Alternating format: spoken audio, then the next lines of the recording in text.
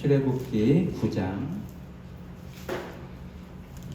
13절부터 30절까지의 말씀입니다. 출애굽기 9장 13절부터 30절, 저와 여러분이 한 절씩 교독하고 마지막 30절은 같이 읽도록 하겠습니다. 제가 먼저 13절부터 읽습니다. 출애굽기 9장 13절부터 읽습니다. 여호와께서 모세에게 이르시되 아침에 일찍 일어나 바로 앞에 서서 그에게 이르기를 히브리 사람의 하나님 여호와의 말씀에 내 백성을 보내라. 그들이 나를 섬길 것이니라. 내가 이번에는 모든 재앙을 너와 내 신하와 내 백성에게 내려온 천하의 나와 작은 소문을 내가 알리게 하리라. 내가 손을 펴서 돌림병으로 너와 내 백성을 쳤더라면 내가 세상에서 끊어졌을 것이나 내가 너를 세웠음은 나의 능력을 내게 보이고 내 이름이 온 천하에 전파되게 하려 하였음이니라. 네가 여전히 내 백성 앞에 교만하여 그들을 보내지 아니하느냐. 내일 이맘때면 내가 무거운 누박을 내리니 애굽 나라가 세워진 그날로부터 지금까지 그와 같은 일이 없었더라. 이제 사람을 보내어 내 가축과 내 들에 있는 것을 다 모으라. 사람이나 짐승이나 무릇 들에 있어서 집에 돌아오지 않는 것들에게는 우박이 그 위에 내리리니 그것들이 죽으리라 하셨다 하라 하시니라. 하루에 지난 후에 여호와의 말씀을 두려워하는 자들은 그 종들과 가축을 집으로 피하여 들였으나 여호와의 말씀을 마음에 두지 아니하는 사람은 그 종들과 가축을 들에 그대로 두었더라. 여호와께서 모세에게 이르시되 너는 하나님을 향하여 손을 들어 애굽 전국의 우박이 애굽 땅의 사람과 짐승의 밭의 모든 채소에 내리게 하라. 모세가 하늘을 향하여 지팡이를 들매 여호와께서 우레소리와 우박을 보내시고 불을 내려 땅에 달리게 하시니라. 여호와께서 우박을 애굽 땅에 내리시매 우박이 내림과 불덩이가 우박에 섞여 내림이 심히 맹렬하니 나라가 생긴 그때로부터 애굽 온 땅에는 그와 같은 일이 없었더라. 우박이 애굽 온 땅에서 사람과 짐승을 막론하고 밭에 있는 모든 것을 쳤으며 우박이 또 밭의 모든 채소를 치고 들의 모든 나무를 꺾었으되 이스라엘 자손들이 있는 그곳 고센 땅에는 우박이 없었더라. 바로가 사람을 보내어 모세와 아론을 불러 그들에게 이르되 이번은 내가 범죄하였노라. 여호와는 의로우시고 나와 나의 백성은 악하도다.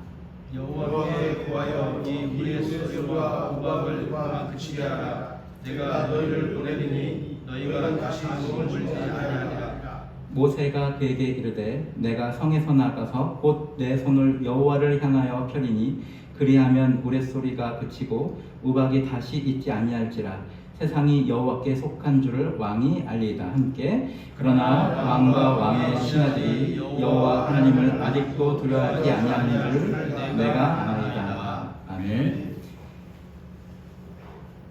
하나님께서 우리가 방금 읽었던 말씀까지 보면 우박을 내리는 재앙을 계속 애굽에게 내리고 있습니다. 우박은 7번째 재앙에 해당합니다. 근데 이 모든 재앙은 여러분이 잘 아시는 것처럼 애굽에 있는 신들과 관계가 있습니다. 그래서 하나님께서 직접적으로 명시해서 이 재앙은 너희 애굽의 어떤 신들과 관계가 있다 이렇게 말씀하시지 않았지만 우리가 예상할 수 있는 것처럼 어떤 재앙들이 내리면 이 애굽에 있는 왕족들이나 혹은 제사장들, 그들의 제사장들 그리고 혹은 백성들이 그 현상에 관련돼 있는 신들에게 기도하고 도움을 구할 것입니다. 그래서 예를 들어 나일강이 첫 번째 재앙의 나일강의 피로 변했을 때 그 나일강의 피와 관련돼 있는 신들은 뭐 하피, 이시스, 크놈, 뭐 소백, 오리시아, 뭐 이런 오리시스 이런 신들과 관계가 되어 있습니다. 그리고 개구리가 두 번째 개구리가 됐을 때는 개구리 형상을 하고 있는 헤게트라고 하는 출산과 생명을 상징하는 신과 관련되어 있습니다. 그리고 세 번째 재앙인 이가 나타났을 때 티끌을 통해서 이를 만들었을 때 개부라고 하는 땅에 관련되어 있는 신과 관련되어 있죠. 그리고 네 번째 파리의 재앙이 왔을 때 슈라고 하는 그 공기의 신하고 관련이 되어 있다고 합니다. 이 파리를 통해서 그 땅이 황폐하게 됐다고 했는데 그 애굽의 지역만 황폐되고 하나님의 백성이 있는 곳에는 황폐하게 되지 않았는데 우리가 파리가 있을 때 어떻게 도시가 황폐하게 됐을까 너무 잘 이해가 될 수 있죠. 왜냐하면 파리가 많아지면 여러 군데의 알을 낳게 됩니다. 그래서 특히 죽은 시체들이 동물들이 있을 수밖에 없는데 제가 예전에 사역했던 인천에 있는 한 교회에서 코로나 시대에 사람이 건물에 많지 않으니까 쥐들이 그렇게 많이 돌아다니게 됐어요. 그러니까 사람이 없으니까 도시에 야생동물들이 나타났던 것처럼 교회 건물이 막 한 4채 정도가 있었는데 되게 크죠. 근데 사람이 없으니까 쥐들이 막 자기 마음대로 돌아다니게 된 거예요. 그래서 이거 안 되겠다. 그래도 몇 명 오는 성도들이 깜짝깜짝 놀래고 심지어 수요 예배를 드는데 쥐가 이렇게 다녀요. 큰 성전에 저쪽에서 이쪽까지 다니니까 성도들이 순차적으로 비명을 질러요. 설교자인 저는 그냥 설교를 진행했는데 그러니까 안 되겠다 싶어가지고 쥐약을 놓는 업체를 불러가지고 했는데 그 다음에 발생한 일이 뭐냐면 쥐들이 쥐약을 먹고 죽으니까 파리떼가 엄청나게 발생합니다. 그러니까 그걸 빨리 빨리 보이는 곳에서는 회수할 수 있는데 보이지 않는 곳에서 쥐가 죽잖아요. 그걸 먹고 가가지고 그러니까 갑자기 그 교회에 카페가 있었고 그랬는데 카페의 유리창에 파리가 놀랍게도 새카맣게 앉는 거예요.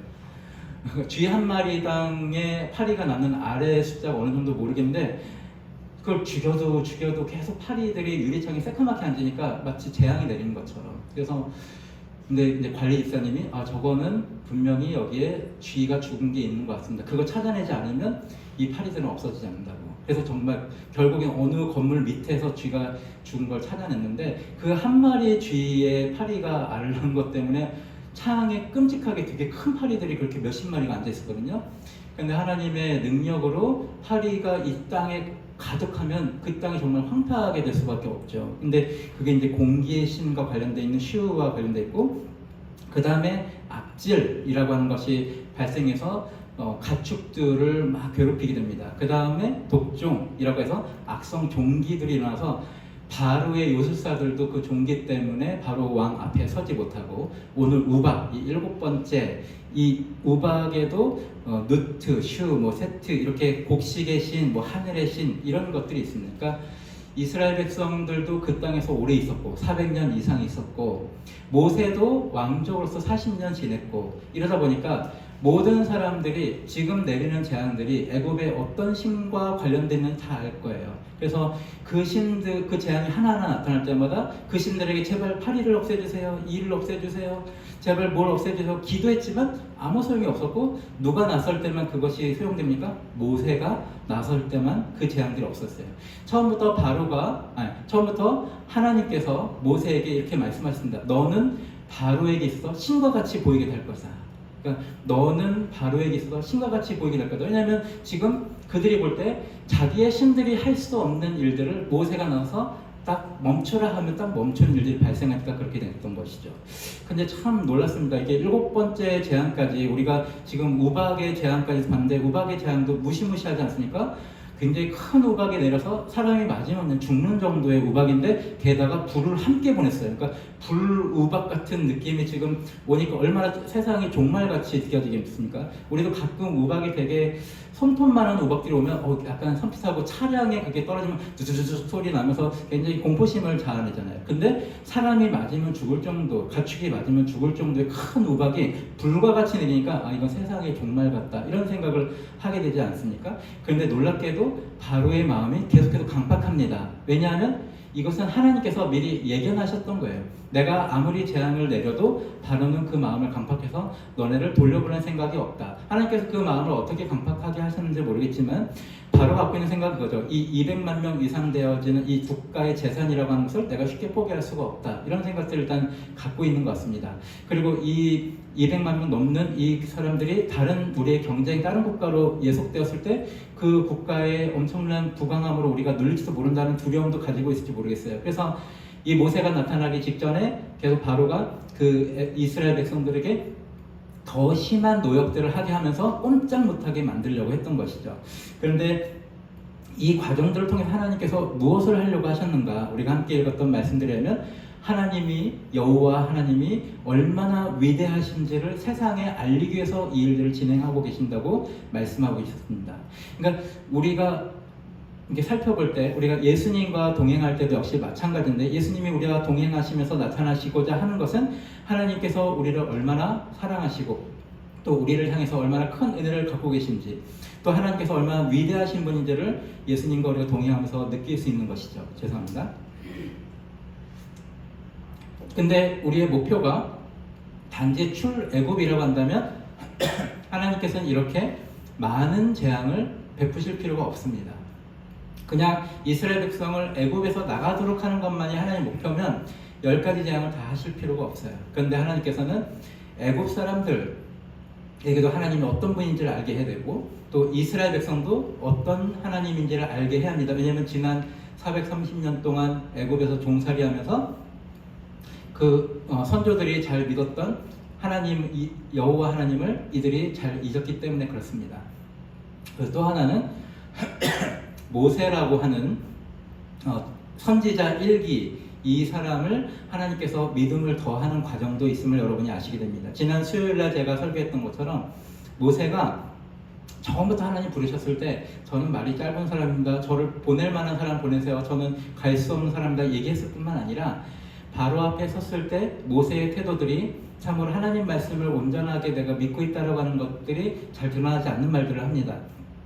예를 들어 모세에게 하나님께서 명령하신 것이 무엇이었냐면 가서 내 백성을 보내라고 하는 말을 전해라.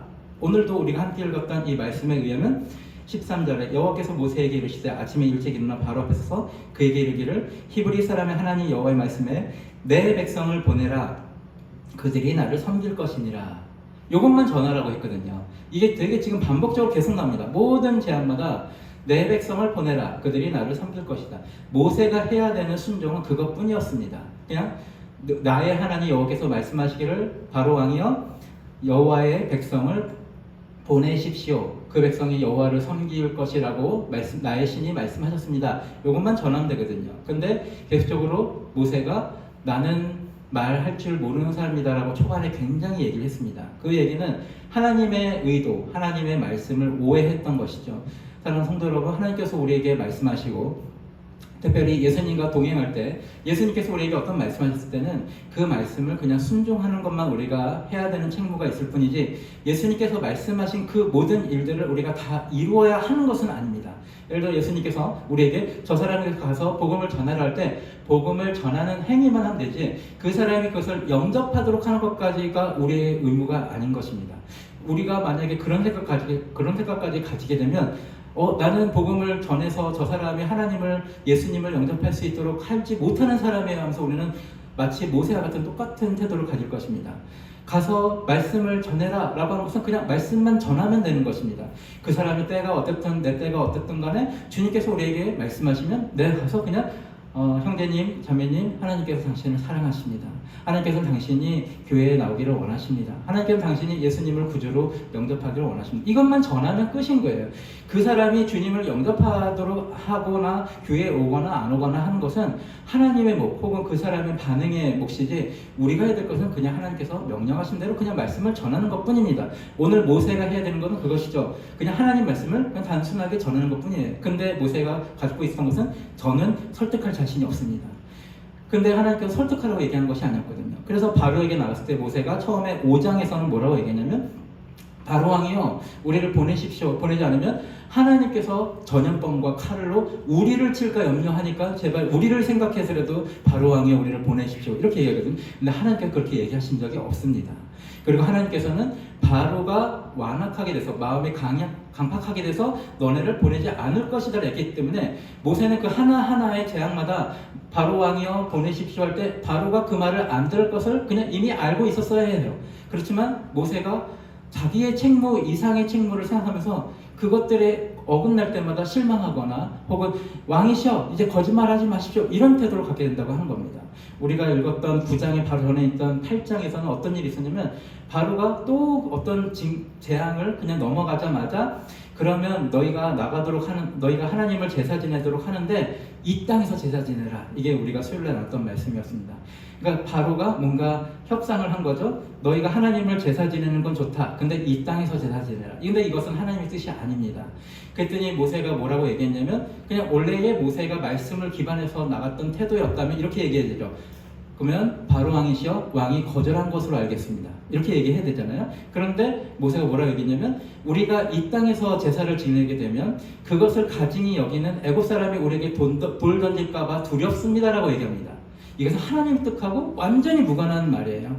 그리고 그동안의 여러 재앙들을 펼친 끝에 지금 바로 왕이 무섭다 이제 너네 하나님께 제사 지내라 이렇게 하는 판에 어떤 애굽 백성들이 돌로 칠 것입니까? 그 앞에도 엄청난 무시무시한 이도 있었고 파리도 있었고 개구리 있었고 그리고 독종 막 이런 엄청난 재앙들이 있는 가운데 누가 애굽 사람들이 저 사람들이 여호와께 제사 지내는 게 꼴 보고 싶다고 돌 던집니까? 지금 그 사람들이 다 겪었던 고통이었는데 근데 모세는 없는 상황까지 들어서 실제로 그렇게 믿고 있다기보다는 지금 애국 왕 바로와 딜을 하려고 없는 사실을 얘기하겠다는 겁니다. 근데 이것이 오늘날 놀랍게도 한국 교회에 그대로 사용되고 있는 목회의 방침이기도 하고 우리 크리스찬의 태도이기도 합니다. 여러분들이 많은 교회에 실망했던 그 실망의 원인들을 가만히 생각해 보십시오. 거기에 하나님 말씀이 아닌 그 말씀을 이루기 위한 여러 가지 인간의 헛된 말들, 필요하지 않은 말들, 필요하지 않은 정책들, 필요하지 않은 목회 철학들이 거기 들어가면서 우리가 이것이 과연 교회인가? 이것이 정말 우리가 따라야 될 믿음인가? 하는 회의적인 것들을 느끼고 우리 예수삼교회가 탐생하는 것이 아닙니까? 이것들이 지금 한국 교회에 만연해 있다고 하는 겁니다. 근데 놀랍게도 또 하나님의 은혜인데 모세가 이렇게 얘기할 때마다 하나님께서 모세를 뒤통수를 때리지 않았어요. 내가 언제 그랬냐? 이렇게 너 왜 내가 시키지 않은 말을 이렇게 하냐 하고 때리거나 지금 8장에서 얘기하는 것처럼 가증히 여기는 애국 사람이 우리에게 돌 던질까 두렵습니다 할 때 하나님 입장에서는 되게 이상하잖아요. 왜 내가 설령 애국 사람이 돌 던진다고 해서 내가 못 막을 거냐? 내가 방어막을 다 쳐서라도 애국 사람이 돌 던지면 다 막을 수 있어. 혹은 돌 던지지 못하게 손을 마비시킬 수 있어. 하나님 얼마든지 말씀하실 수 있어요.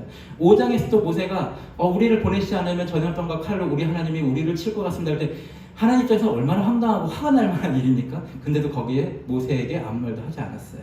왜냐하면 이것들은 다 경험을 통해서 알게 될 것이다. 오늘 말씀에 우리가 함께 읽었던 말씀을 보면 드디어 모세의 말과 태도가 달라지는 걸 볼 수 있습니다. 우리가 함께 읽었던 마지막 절 29절 30절 제가 읽겠습니다. 모세가 그에게 이르되 바로 왕에게 이르는 겁니다. 내가 성에서 나가서 곧 내 손을 여호와를 향하여 펴리니 그리하면 우레소리가 그치고 우박이 다시 있지 아니할지라 세상이 여호와께 속한 줄을 왕이 알리이다. 이게 모세에게 이전에 없었던 고백입니다. 이제 그동안에 많은 재앙들을 겪으면서 그리고 때로는 아론을 통해서 아론을 출동시켜서 너로 정했다 포켓몬 같은 느낌인데 하나님께서 모세에게 얘기하잖아요. 모세야 아론에게 명령하여서 이런 재앙을 해라. 그게 앞에 나일강 그리고 개구리 그리고 개구리 그 뭐였죠? 이까지는 못했는데 세 가지 재앙이었는데 아무튼 두 가지 재앙 맞네요. 그 두 가지 재앙까지 했을 때 애굽의 요술사들도 나일강을 피로 만들고 개구리를 불러오는 것까지 성공했습니다. 그러니까 대리전이죠. 저쪽 바로에도 요술사가 나왔고 이쪽에는 아론이 나가서 해가지고 결국은 이 일을 만들었을 때는 바로의 요술사들이 하지를 못해가지고 이것은 하나님께서 하신 것입니다 라고 바로의 요술사들 손을 털었습니다.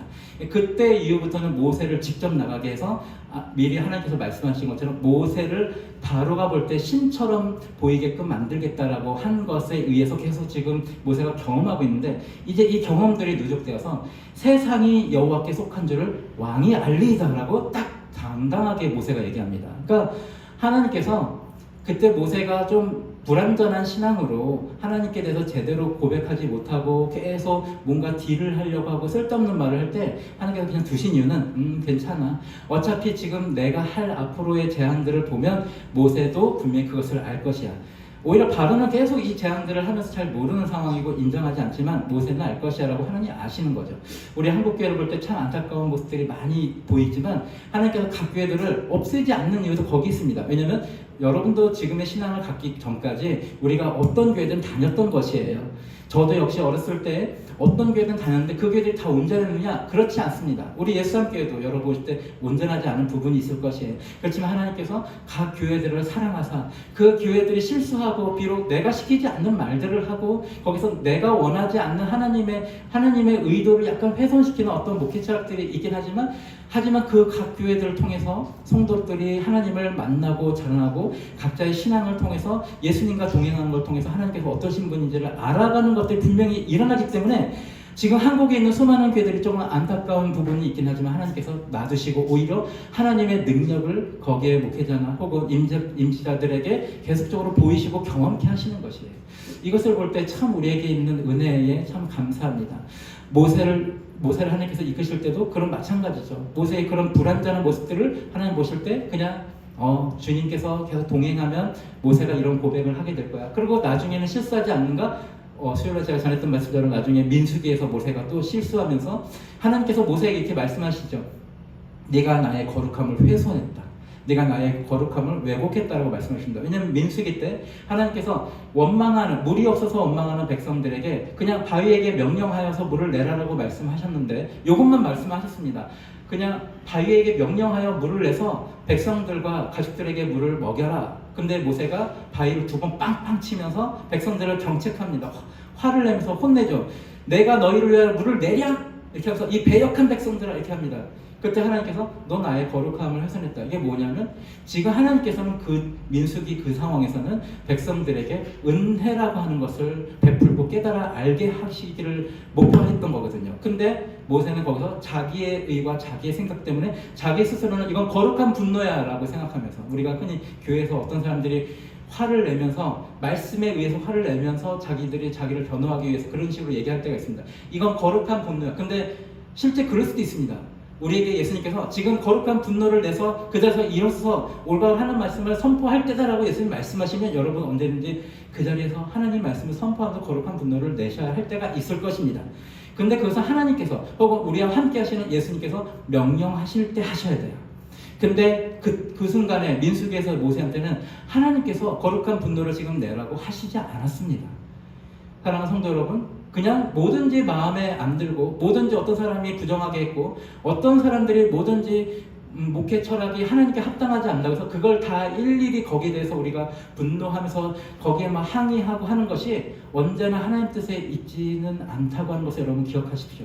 하나님께서 분연히 일어나서 지금은 진리를 강하게 선포해라 하면 그 상황에서 그렇게 하십시오. 그러나 하나님 말씀하지 않았으면 하나님께서 지금 오히려 그 사람을 용서하고 은혜로 그 사람을 보담아줘라 라고 말씀하시면 그렇게 하셔야 합니다. 근데 모세가 또 30절에 이렇게 얘기합니다. 그러나 왕과 왕의 신하들이 여호와 하나님을 아직도 두려워하는 줄을 내가 아나이다 라고 얘기합니다. 이게 이제 처음 나온 고백이에요. 그러니까 바로가 계속 하나님께서 바로의 마음이 이미 하나님께서 언제 얘기하셨냐면 출애굽기 4장 우리가 지금 9장을 읽고 있는데 4장 22절 23절에서 하나님께서 모세를 보내면서 많은 재앙을 너를 통해서 내가 보이겠지만 끝까지 저들이 완악해서 그걸 받아들이지 않고 내가 마지막에 장자를 죽게 하는 그 재앙까지 있어야지만 저들이 너희를 보낼 거다라고 이미 4장에서 말씀하셨어요. 근데 모세는 받아들이지 않았어요. 왜냐하면 모든 재앙들이 있을 때마다 모세는 이제 우리를 내보낼 건가? 이제 내보낼 건가? 이런 생각들을 계속 가지고 있었어요. 그러니까 계속 딜 같은 거를 하려고 했던 것이죠. 근데 이제 딱 30절에 왕과 왕의 신하들이 여호와 하나님을 아직도 두려워하는 줄 내가 아나이다. 이제 이 하나님께서 이들을 강팍하게 하고 완악하게 한다고 하는 말을 경험을 통해서 이제 알게 된 거예요. 참 하나님께서는 참 그렇습니다.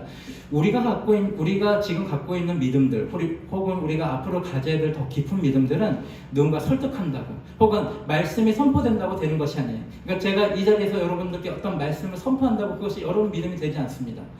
모세는 지금 경험을 했기 때문에 이 믿음이 자기의 믿음이 됐어요. 이미 하나님께서 분명한 말씀을 주셨음에도 불구하고 그것을 잘 받아들이지 못했다고 하는 겁니다. 우리가 왜 예수님하고 계속 날마다 삶 가운데 동행해야 될까요? 우리가 갖고 있는 머리로만 갖고 있는 믿음이 실제 우리의 믿음이 되기 위해서는 체험하는 수밖에 없습니다. 그래서 우리 기독교의 선조들이 그렇게 얘기하는 겁니다. 기독교는 체험의 신앙이다라고 얘기하는 것입니다.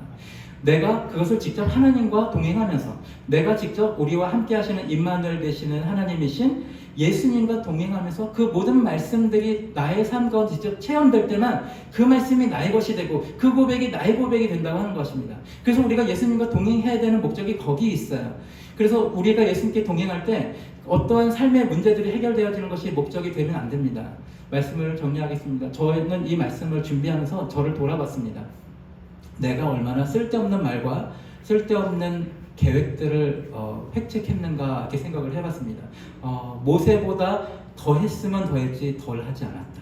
물론 우리가 이전에 살펴봤던 말씀들에서도 내가 야곱을 욕할 수가 없다. 머리를 굴렸으면 야곱보다 더 많이 굴렸고 하나님 말씀했음에도 불구하고 염려를 했으면 더 많이 야곱처럼 염려를 했기 때문에 저는 야곱을 뭐라고 할 수가 없습니다. 그것이 다 인간의 보통의 모습일지도 모르겠습니다. 근데 우리가 이제 중요한 것은 이제 그런 것에 머물러 있는 것이 아니라 예수 그리스도와 동행함으로 우리가 날마다 삶 가운데 경험하고 우리 모세가 이 모든 것이 하나님께 속해 있다. 그리고 사람들의 지금 강팍함이 그대로 유지되어 있다라고 하는 하나님의 뜻, 하나님의 계획하심을 이제 이해함으로 거기에 동승하는 그 모든 것들은 체험함으로 가능하다. 그러니 사랑하는 성도 여러분, 예수님과 동행하심으로 체험하십시오. 그래서 하나님이 일하시는 방법들이 어떤 건지를 더욱더 내 몸으로 깨달아 알아가는 여러분 되시길 주님으로 축복합니다. 그리고 우리의 믿음이 더욱더 예수님과 동행함으로 커져서 하나님께서 보여주시는 것들을 마음껏 잘 보면서 하나님께서 또 베풀어 주시는 것을 잘 누리는 여러분 되시길 주님의 이름으로 축복합니다. 찬송가